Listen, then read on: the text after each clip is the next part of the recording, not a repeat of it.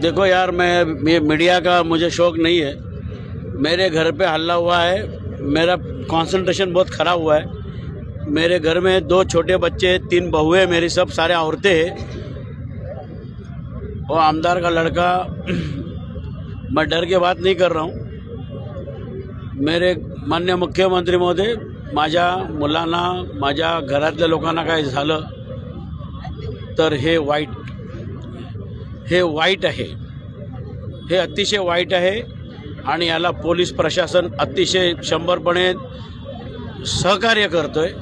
Police सहकार्य करतात, माझ्या घरात येऊन त्यांना दमदाटी करण्याकरता अलाव करतायत, दगडफेक करतायत, माझ्या मुलांना, माझ्या मुलींना घाबरण्याचा प्रयत्न केलेला आहे, दगडफेक केलेल्या गाड्यांचा काचा फोडल्यात आणि हे सगळं होऊन झाल्यानंतर त्यांना पोलीस प्रोटेक्शन घेऊन बाहेर घेऊन जात आहेत। म्हणजे असं असेल तर मुख्यमंत्री महोदय सरळ प्रशासनाला सांगा ना, गोळ्याच घाला ना, त्यापेक्षा हे हिजडे साळे बंद करून टाकायला सांगा ना। तुमच्या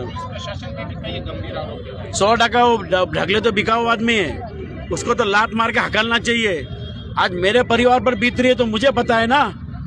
वो क्या अपनी वर्दी संभाल के लिए सब कुछ कर रहा है, शराब पी के यहाँ पर आया है और हमें संभाल रहे हैं। हमें प्रोटेक्शन दिया है तो प्रोटेक्शन बोलता है तुम कायदा हाथात घेऊ नका।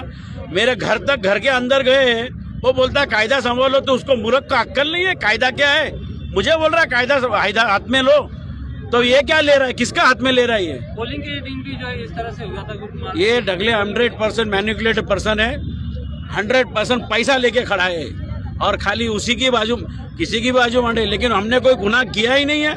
जो इतने भी FIR दिए नॉन डिफेंडेबल ही नहीं, किधर जबरदस्ती झूठे नाटक करता है। कल मिरोनिक जो हम लोग जीत के आए, फटाकड़ा का माल बजाया, उसको तकलीफ है। आज ये चाकू मारा तो उसको तकलीफ नहीं है, बोलता कायदा हातात घेऊ नका। कौन सा कानून पड़ गया है? मुख्यमंत्री मध्ये याला लात मारून हाकलून लावा, नाहीतर कायदा सुव्यवस्था बिगड़ण्याचं कारण एक में ढगले है। सर, कितने लोग घर में घुसे थे और क्या? मेरे पास वीडियो शूटिंग मैं आपको दे देता हूँ।